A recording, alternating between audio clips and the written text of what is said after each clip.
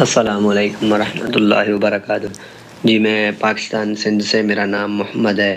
حضرت آپ کی خدمت میں ایک گزارش ہے کہ آپ سے ڈاکٹر فرات ہاشمی کے متعلق سوال کیا گیا، وہاں آپ نے فرات ہاشمی کے متعلق کوئی موقف بیان نہیں کیا، حالانکہ فرات ہاشمی کا ایک مسئلہ سنا ہے کہ منی کو باہر بھی خارج کر سکتے ہیں۔ کیا ایسے مسائل قرآن و حدیث میں ہیں؟ نحمدہ و نصلی علی رسولہ الکریم، اما بعد۔ آپ دیکھ رہے ہیں نور ٹی وی جدہ اور میں ہوں آپ کا دوست، آپ کا ہوسٹ محمد عاقل۔ اگر آپ پہلی مرتبہ ہمارے چینل پر تشریف لائے ہیں تو آپ کا خیر مقدم ہے۔ آپ سے گزارش ہے کہ چینل کو سبسکرائب کر لیں اور بیل آئیکن دبانے کے بعد آل نوٹیفیکیشن ضرور الاؤ کریں تاکہ اس طرح کی قیمتی ویڈیوز ان کی نوٹیفیکیشن آپ تک پہنچتی رہے۔ آپ بھی اپنا سوال ہمیں اسکرین پر ڈسپلے کیے گئے نمبر پر بھیج سکتے ہیں، ہم یوٹیوب پر آپ کے سوال کا جواب لے کر حاضر ہو جائیں گے۔ لیکن اگر آپ نے آل نوٹیفیکیشن الاؤ نہیں کیا ہے تو شاید وہ سوال کا جواب آپ تک نہ پہنچ پائے، تو اس لیے سبسکرائب اور آل نوٹیفیکیشن ضرور الاؤ کریں۔ بھائی یہ جاننا چاہ رہے ہیں کہ ڈاکٹر فرات ہاشمی کے بارے میں آپ کا کوئی موقف واضح طور پر آپ نے اپنی ویڈیو میں ذکر نہیں کیا ہے، اور کیا ڈاکٹر صاحبہ نے یہ جو کہا ہے کہ عورت اور مرد میاں بیوی جب ہم بستری کرتے ہوں اور وہ شوہر اپنی منی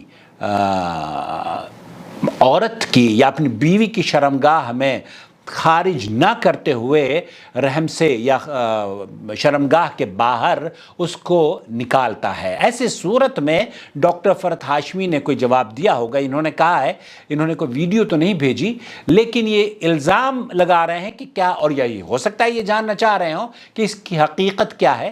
دوست، میرے بھائی، میرے عزیز، بہت سارے جو وہ ہے نا بدگمانی، فَإِنَّ بَعْدَ الظَّنِّ إِثْمٌ فَلَا تَجَسَّسُوا، تو یہ جو بہت ساری بدگمانیاں ہیں یہ گناہ کے کام ہیں۔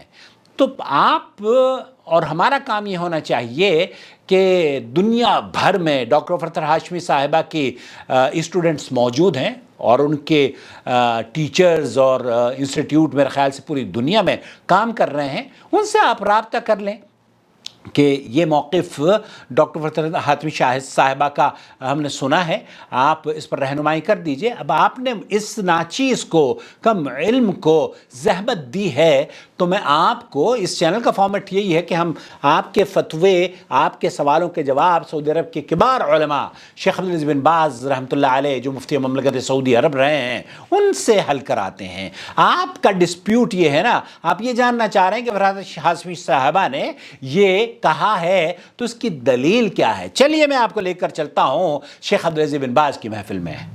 هل إراقة المني خارج فرج المرأة؟ هل إراقة المني خارج فرج المرأة؟ شیخ ابن باز سے بھی یہی سوال پوچھا جا رہا ہے کہ میاں بیوی کیا اپنی منی کو، مرد اپنی منی کو بیوی کی شرمگاہ کے باہر نکال سکتا ہے یا نہیں؟ للرجل المتزوج حرام؟ کیا اس کا باہر انزال کرنا حرام ہے؟ وخاصة في حالة الحيض أو الولادة، اور خاص طور پر ان دنوں میں جب کہ عورت حیض سے ہو یا ولادت کے بعد وہ نفاس کا جو خون آتا ہے اس میں اگر شوہر اس سے قربت حاصل کرے، ایسی صورت میں کیا وہ منی باہر نکال سکتا ہے؟ أفيدونا أفادكم الله۔ یہاں اس سے پہلے کہ آپ سوال کا جواب سماعت فرمائیں، اتنی گزارش اور کروں گا کہ یہ کوئی بیہودہ سوال نہیں ہے۔ بیہودہ دراصل ہمارے یہاں کم فہم، کم عقل اور ان لوگوں نے اس کو بیہودہ سمجھ لیا ہے جو کہ حیض اور نفاس اور جماع کے مسائل نہ خود جانتے ہیں اور نہ دوسروں کو بتانے کی وہ ہمیں اجازت دیتے ہیں، حالانکہ یہ ایسے امور ہیں جن امور کا تذکرہ قرآن و حدیث میں موجود ہے۔ عرب کے بچے کو ان باتوں کا علم ہوتا ہے، لیکن ہمارے یہاں چونکہ آپ کی اور میری زبان عربی نہیں ہے، ہم قرآن پڑھتے ہیں، حدیث پڑھتے ہیں اور حدیثوں میں بھی ان حدیثوں کو پڑھتے ہی نہیں ہیں جن میں ان مسائل کا تذکرہ ہے. اور بہشت زیور میں آپ کو پڑھنا پتہ نہیں کتنے لوگ ہیں جو بہشت زیور پڑھتے ہیں. بہرحال اس میں اس طرح کی بیہودہ مسائل کا تذکرہ ہے جو قرآن و سنت سے ثابت نہیں ہے. بہت سی اچھی باتیں بھی ہیں، لیکن آپ کو یہ ڈاکٹر فرحت ہاشمی صاحبہ پر جو اعتراض ہوا ہے وہ اب شیخ عبدالعزیز بن باز کی زبانی سنیے. بسم الله الرحمن الرحيم. الحمد لله رب العالمين والصلاة والسلام على عبده ورسوله وخيرته من خلقه آمين آمين وأمينه على وحيه نبينا وإمامنا وسيدنا محمد بن عبد الله وعلى آله وأصحابه ومن سلك سبيله واهتدى بهداه إلى يوم الدين. آمین یا رب. اللہم آمین اللہم آمین. حمد و ثنا کے بعد شیخ بن باز اپنی گفتگو کا آغاز کر رہے ہیں. اما بعد فإراقة المني خارج الفرد إذا كان لمصلحة فلا بأس بذلك. فلا بأس بذلك. شیخ فرما رہے ہیں فإراقة المنی خارج الفرج اذا كان مصلحہ، اور مصلحت کی وجہ سے، کسی خاص مقصد کے حصول کی وجہ سے، اگر آپ یا کسی خاص وجہ سے اگر آپ اپنی بیوی کی شرمگاہ میں منی نہ نکال کر باہر اس کا خروج کرتے ہیں فلا باس. شیخ فرما رہے ہیں وہ بالکل ٹھیک ہے، جائز ہے، درست ہے. وهذا يسمى العزل. یسم العزل، اس کو شریعت کے اصطلاح میں عزل کے نام سے جانا جاتا ہے. وثبت عن الصحابة رضي الله عنهم وأرضاهم اور اللہ کے رسول صلی اللہ علیہ وسلم کے پاک باز صحابہ اور صحابیات سے یہ ثابت ہے أنهم كانوا يعزلون. انہم کانوا یعزلون. صحابہ رضوان اللہ علیہم الاجمعین وہ منی کو ایسے خاص ایام میں خاص مقاصد کے لیے باہر نکالا کرتے تھے. وتقرهم النبي عليه الصلاة والسلام وتقر علیہم نبی صلی اللہ علیہ وسلم، اور آپ علیہ الصلاۃ والسلام نے جب آپ کو اس بات کا علم ہوا تو آپ نے انہیں منع نہیں فرمایا. فإذا دعت الحاجة إلى العزل اگر اس بات کی ضرورت محسوس ہو کہ آپ اپنی شرمگاہ بیوی کی شرمگاہ میں منی نہ انزال کریں اور باہر انزال کریں تو کوئی حرج نہیں ہے. يريق منيه خارج الفرد آپ اپنی منی کو بیوی کی فرج میں نہ داخل کر کے باہر نکالیں. إما لكونه لا يرغب بالحمل ذلك الوقت ممکن ہے آپ اس وقت یہ نہ سمجھتے ہوں کہ اس وقت حمل ہو جائے، آپ حمل سے بچانا اپنی بیوی کو چاہتے ہوں اس خاص وقت میں، أو لما ذكره السائل اور ہو سکتا ہے اور دوسرے مقاصد ہوں جیسے کہ حیض کے دن ہوں اور نفاس کے دن ہوں، يكون محرم عليه الجماع جبکہ آپ ایک شوہر بیوی مل تو سکتے ہیں لیکن جماع یا ہم بستری نہیں کر سکتے، یا ٹو بی اسپیسیفک دخول نہیں کر سکتے. فيضع فرد ذكره حول فردها. تو ایسی صورت میں جب حیض میں ہیں آپ اپنی شرمگاہ عورت کی شرمگاہ سے ملا تو سکتے ہیں لیکن دخول نہیں کر سکتے حول فرجہا. يريق المني خارج ولا يجامع. آپ اس وقت بیوی سے جماع نہیں کر سکتے، مباشرت نہیں کر سکتے، البتہ آپ اس سے لطف اندوز ہو سکتے ہیں. فلا بأس بذلك. فلا بأس بذلك. تو شیخ عبد الباز یہ فرما رہے ہیں مفتی مملکت سعودی عرب لا بأس بذلك، اس میں کوئی حرج نہیں ہے، یہ بالکل درست ہے. وهو الجماع. یہاں جو سوال سائل نے پوچھا تھا اس کو یہ بتایا جا رہا ہے کہ آپ محرم ہیں، حرام ہے جماع کرنا عورت کے ساتھ جب کہ وہ حیض اور نفاس میں ہو، بچہ پیدا ہو یا پیریڈز ہوں. قال النبي صلى الله عليه وسلم في حق الحائض اصنعوا كل شيء إلا النكاح. اللہ کے رسول صلی اللہ علیہ وسلم نے فرمایا ہے عورتیں وہ جو حیض سے ہوتی ہیں ان بیویوں کے بارے میں اصنعوا کل شیء، ان سے لطف اندوز آپ ہو سکتے ہیں، ہر طرح سے لطف اندوز ہو سکتے ہیں، لکل شیء الا الجماع، جماع کے علاوہ آپ اپنی بیوی سے لطف اندوز ہو سکتے ہیں. شیخ فرما رہے ہیں کہ آپ ایک بار پھر سن لیجئے، شیخ فرما رہے ہیں کہ الا الجماع، حیض کی حالت میں، نفاس کی حالت میں آپ اپنی بیوی سے مباشرت نہیں کر سکتے لیکن اس سے لطف اندوز ہو سکتے ہیں. يعني إلا الجماع. الا الجماع، فله يباشرها فلو یباشرہا، آپ اپنی بیوی سے مباشرت کر سکتے ہیں۔ مباشرت کا مطلب یہ ہے کہ آپ اپنی بیوی کی شرمگاہ سے اپنی شرمگاہ کو ملا سکتے ہیں، بالتقبيل اس کا بوسہ لے سکتے ہیں، إلى نفسه واستمتاع بفرجها وبطنها فرجہا و بطنہا، اس کی شرمگاہ سے، یا شیخ ابن باز فرما رہے ہیں اس کی شرمگاہ سے، اس کے پیٹ سے، اس کے سینے سے، اس کے جسم سے آپ لذت حاصل کر سکتے ہیں۔ أو غير ذلك، لكن أفضل أن لیکن افضل کیا ہے؟ اب عورت اگر حیض اور نفاس کی حالت میں ہے تو افضل کیا ہے، یہ سماعت فرما لیجئے۔ إزار أو سراويل إبعادا عن الخطر. اگر عورت حیض اور نفاس کے حالت میں ہے تو ایسی صورت میں مرد کو یہ چاہیے کہ وہ اپنی بیوی کے جسم کو، خاص طور پر شرمگاہ کو چھپا لے، اس کی شلوار یا اس کو ایک ایسا کپڑا، انڈر ویئر یا کوئی بھی چیز ہو، اس کو پہنا دے تاکہ آپ جماع نہ کر سکیں، کیونکہ جماع کی حرمت ہے، جماع نہیں کرنا چاہیے، مباشرت ان دنوں میں نہیں کرنی چاہیے۔ آپ مباشرت کر سکتے ہیں حول الفرج، اس کی شرمگاہ کے ارد گرد، ينزغ الشيطان. لیکن آپ اس وقت جب شرمگاہ لذت حاصل کر رہے ہیں تو ایسی صورت میں شیطان غالب ہو کر آپ کو گناہ پر مجبور نہ کر دے، اس لیے بہتر یہ ہے، افضل یہ ہے کہ آپ اس کی شرمگاہ کو ڈھانپ کر رکھیں، اس کو کپڑا پہنا کر رکھیں۔ وہ جماع جو ہے یہ محرم ہے، یہ جائز نہیں ہے حیض کی حالت میں یا نفاس کی حالت میں۔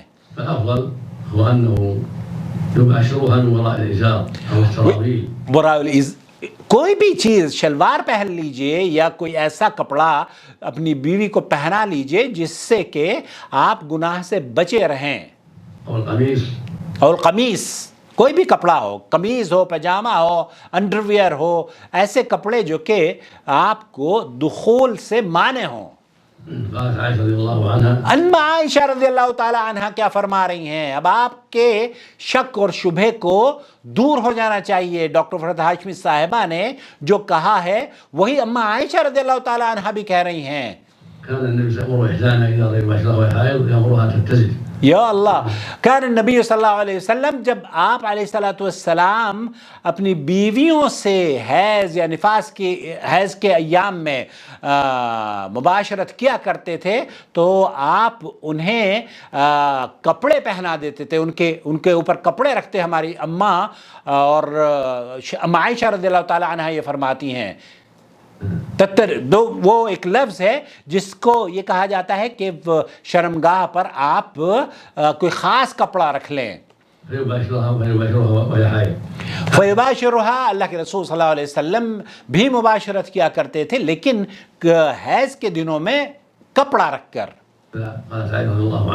اللہ کے رسول صلی اللہ علیہ وسلم کی بیوی محترمہ ہماری ماں رضوان اللہ علیہا وعلی ابوہا، المقصود أن السنة في حق الزوج إذا كانت المرأة حائض أو نفساء أن يباشرها من وراء الإزار.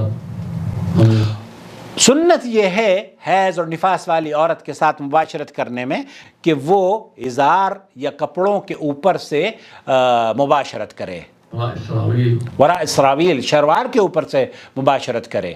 ونحو ذالک، شیخ فرما رہے ہیں وہ شلوار کے اوپر ہو یا اس کے جسم کے کسی بھی حصے سے، پیٹ سے، سینے سے، یہ اس کی بیوی ہے، یہ اس کی بیوی ہے، وہ اس کی کھیتی ہے، منع نہیں ہے، منع نہیں، منع صرف کیا ہے، آپ عورت کی شرمگاہ کے اندر اپنی شرمگاہ نہیں داخل کر سکتے حیض اور نفاس کی حالت میں، اور نہ ہی اس کی پچھلی شرمگاہ میں آپ اس کے ساتھ جماع کر سکتے ہیں، یہ جائز نہیں ہے۔ لیکن اس کے علاوہ شیخ فرما رہے ہیں اللہ کے رسول صلی اللہ علیہ وسلم نے فرمایا کہ حیض والی عورتوں کو اللہ کے رسول صلی اللہ علیہ وسلم یہ فرمایا کرتے تھے کہ ان کے ساتھ سب کچھ کرو سوائے جماع کے۔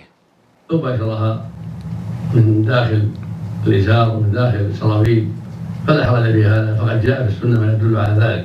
آپ علیہ الصلوۃ والسلام کے صحابہ اس طرح سے کیا کرتے تھے، اور یہ سنت سے ثابت ہے کہ ازار یا شلوار یا قمیض یا انڈرویئر جو بھی آپ کے علاقوں میں لباس خواتین پہنتی ہیں وہ پہن سکتی ہیں۔ ہمارا کل ایک صاحب نے فون کیا اور وہ کہنے لگے کہ پاکستان میں ہماری عورتیں حیض سے بچنے کے لیے کپڑوں کا استعمال کرتی ہیں اور کپڑے جلا دیتی ہیں۔ تو میں نے کہا جلانے کا تکلف نہ کریں، ان کو کوڑے دان میں محفوظ کر کے پھینک دیں۔ تو بہرحال یہ بالکل درست ہے کہ ہماری عورتوں کو اس طرح کی جو تربیت ہے وہ غالباً، چونکہ ہمارے یہاں یہ سمجھا جاتا ہے کہ ان مسائل پر گفتگو کرنا معیوب سمجھا جاتا ہے، معیوب نہیں ہے۔ اما عائشہ رضی اللہ تعالی عنہا تو یہ ان عورتوں کے لیے، ان خواتین کے لیے دعا کیا کرتی تھی جو کہ اس طرح کے مسائل نبی کریم صلی اللہ علیہ وسلم سے پوچھا کرتی تھیں، اور اس وجہ سے امت مسلمہ کے لیے بہت ساری آسانیاں پیدا ہو گئی ہیں، خاص طور پر ان خواتین کے لیے ان مسئلوں کا حل جاننا بہت آسان ہو گیا ہے۔ قوله صلی اللہ علیہ وسلم اصنعوا كل شيء الا النکاح، اصلعوا كل شيء الا النکاح، اللہ کے رسول صلی اللہ علیہ وسلم نے فرمایا کہ ان دنوں میں آپ ساری چیزیں عورت سے لذت حاصل کر سکتے ہیں الا النکاح الا الجماع او مباشرت، کہ آپ ان دنوں میں اپنی بیوی سے جماع کے علاوہ سب کچھ کر سکتے ہیں۔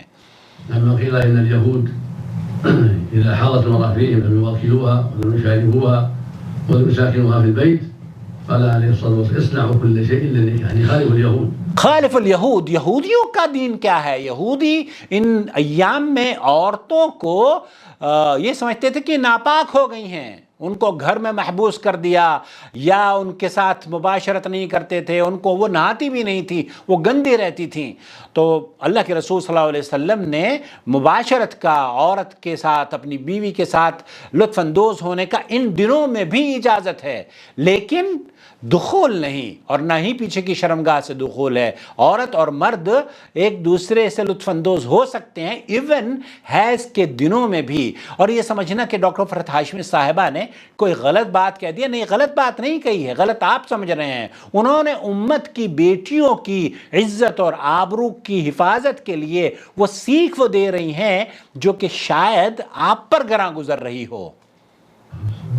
معنى الا النکاح الا الجماع، الا الجماع، وضع فرجه على فخذها وامنى خارج الفخذ خارج الفرج فلا حرج۔ تو انزال خارج الفرج، منی کا باہر نکالنا کسی مصلحت کی وجہ سے بالکل جائز ہے، ليس له الجامع بل يحرم عليه الجماع، بل خاص طور پر ان دنوں میں جب کہ عورت کے اوپر اس کی شرمگاہ میں داخل ہونا حرام ہے۔ قبل ينزل يجب عليه يبتعد عن الجماع، اما كون يضع ذكره على فخذها او قرب فرجها ولكن لا يولده۔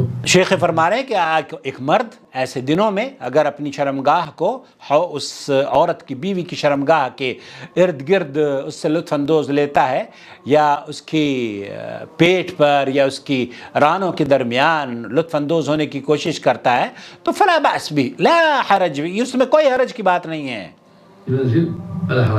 اور وہاں اگر انزال ہو جاتا ہے تو فلا حرج فی ذلک، کوئی حرج نہیں ہے۔ الافضل له والاولى والاحوط ان يبتعد عن هذا لئلا يدفعه الشيطان۔ لیکن افضل یہی ہے، جیسے میں نے عرض کیا، شیخ ابن باز یہ فرما رہے ہیں کہ پھر آپ کپڑا رکھ کر اس وقت ان ایام میں مستفید ہوں تاکہ آپ کو شیطان حرام کاری پر مجبور نہ کر دے، اور ہو سکتا ہے کہ آپ پھر گنہگار ہو جائیں، اور اس کے لیے بھی اگر حیض کی حالت میں اگر کوئی مباشرت کرتا ہے اپنی بیوی سے تو اس پر کفارہ ہے۔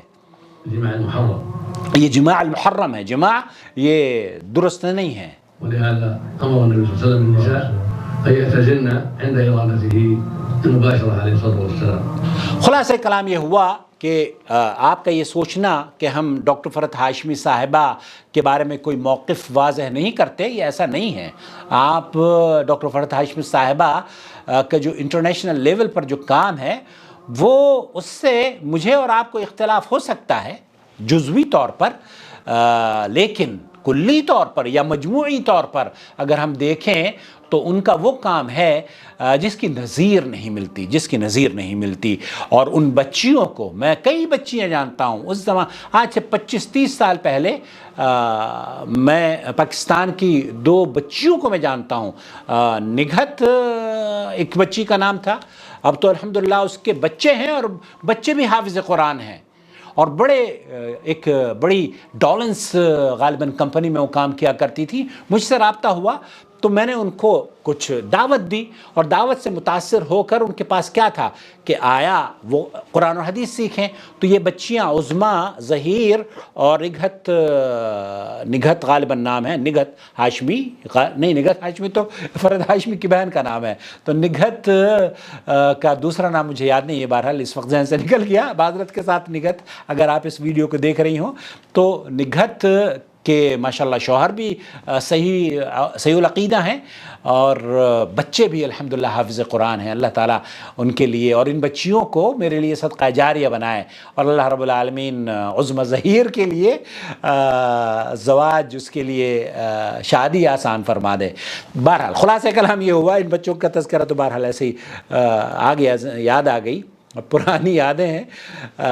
تو ڈاکٹر فرد ہاشمی صاحبہ نے کوئی غلط نہیں کہا ہے، شاید غلط آپ سمجھ بیٹھے ہیں، کیونکہ ایک خاص مکتب فکر ہے جو کہ ان کے خلاف پروپیگنڈا کرتا ہے۔ ہمارے یہاں علماء کا موقف یہ ہے کہ جب تک کہ ہم صریح طور پر قرآن و سنت کی مخالفت میں کوئی بات نہ کریں، اور کوئی بات ایسی ڈاکٹر فرد ہاشمی صاحبہ کی نہ وجود میں آئے جو کہ قرآن و سنت کے خلاف ہو، تو ان کے بارے میں لب کشائی نہیں کی جائے گی، ان کو نصیحت بھی کی جائے گی تو خاموشی سے، اور الحمدللہ ہمارے علماء ان کو نصیحت بھی کرتے ہیں اور وہ نصیحت قبول بھی کرتی ہیں۔ اللہ رب العالمین سے دعا ہے کہ اللہ تعالیٰ ان کا سایہ تادیر ہماری بچیوں کے اور ہم سب کے سروں پر قائم رکھے، اور اللہ رب العالمین ان کے دم سے جو شمع روشن ہو رہی ہیں توحید کی پوری دنیا میں، اللہ رب العالمین انہیں ان کے لیے صدقہ جاریہ بنائے، اور ان بچیوں کو اللہ رب العالمین یہ جنریشن ٹو جنریشن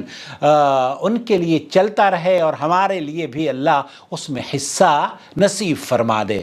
ہماری چھوٹی سی کاوش ہے، یہ چھوٹی سی کاوش ہے، اور اس غرض سے ہے کہ اللہ تعالیٰ اس مشن میں ہمارا بھی تھوڑا سا حق اللہ رب العالمین اس لیے کہ اس کے غیر موجودگی میں ہم ان کے لیے دعا گو ہیں، اور الحمدللہ وہ موحدہ ہیں، قرآن و سنت پر عمل کرنے والی ہیں، ان کے شوہر موحد ہیں، قرآن و سنت پر عمل کرنے والے ہیں، ان کے بچے بھی موحد ہیں، قرآن و سنت پر عمل کرنے والے ہیں، ان کا جو نیٹ ورک ہے الحمدللہ، اگر کوئی جاتا ہے جیسے کہ یہ نگہت وغیرہ گئیں، یہ بریلوی مکتب فکر سے تعلق تھا، لیکن الحمدللہ اب موحد ہو چکی ہیں، تو سب بہت تبدیلی ہے ڈاکٹر فرد ہاشمی صاحبہ کے کام سے۔ اللہ تعالیٰ ان کی عمر دراز کرے اور ان سے تا دیر اپنے دین کی خدمت لیتا رہے، اور ان کو اللہ رب العالمین جنت عطا فرمائے، وہ جنت جسے اس نے اپنے خاص بندوں کے لیے بنایا ہے، اور اللہ تعالیٰ مجھے اور آپ کو بھی اس میں شامل فرما لے۔ کہیے آمین یا رب العالمین۔ جوائن ممبرشپ کے ذریعے آپ اس چینل کو سپورٹ کر سکتے ہیں اگر اس طرح کی فکر عام کرنا آپ چاہتے ہوں تو۔ بہت شکریہ آپ کا۔